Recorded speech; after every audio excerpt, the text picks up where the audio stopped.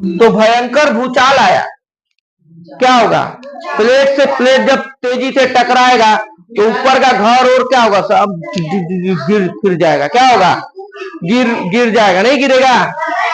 तो भयंकर भूचाल आया। जब भारत अरब सागर के प्लेट से टकराया तो क्या हुआ? भयंकर भूचाल आया। समझ में आ रहा है? और इतना ज्वालामुखी फूटा और ज्वालामुखी नीचे से निकलने लगा। फूट गया ज्वालामुखी, निकलने। समझ में? कई लाखों सालों पर ज्वालामुखी फूटते रहा। ज्वालामुखी क्या हुआ? फूटते। लाखों सालों तक क्या हुआ? ज्वालामुखी फूटते रहा और लावा कई परत बीतती गई। लावा का परत दर परत बीतते गया। लावा का परत दर परत जमीन से निकला और परत दर परत बिछते चला गया। क्योंकि जब भारत जब अरब सागर के प्लेट से टकराया, अरब सागर के प्लेट से जब टकराया तो पूरा अंदर से जो है क्या हुआ? सब फट गया। जमीन फट के ज्वालामुखी जैसे तुबड़ी निकलता है ना, जैसे तुबड़ी नहीं निकलता है, देखो। तो लावा के कई परत बिछ गई जिसे ट्रैप्स कहते हैं।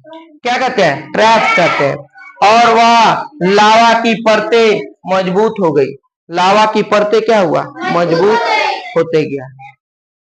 क्या बना? लावा की परतें मजबूत हो गई कि वो बेसाल्ट बन गया। बेसाल्ट चट्टान बन गया। क्या बन गया? बेसाल्ट चट्टान।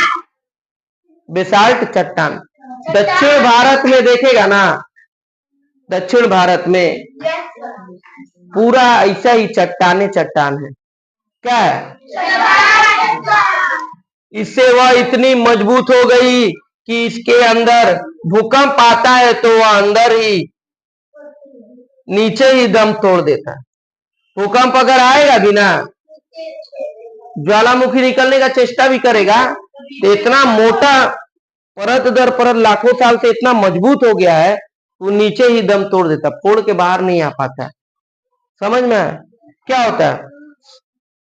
भूकंप नीचे ही दम तोड़ देता है।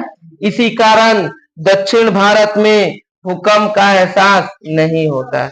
दक्षिण भारत में भूकंप का एहसास नहीं होता है। जैसे भूकंप आता है, जब नीचे का प्लेट टकराता है तो ऊपर घर द्वार पेड़ पौधा सब हिलने लगता है, तो हम लोग बोलते हैं क्या आ गया?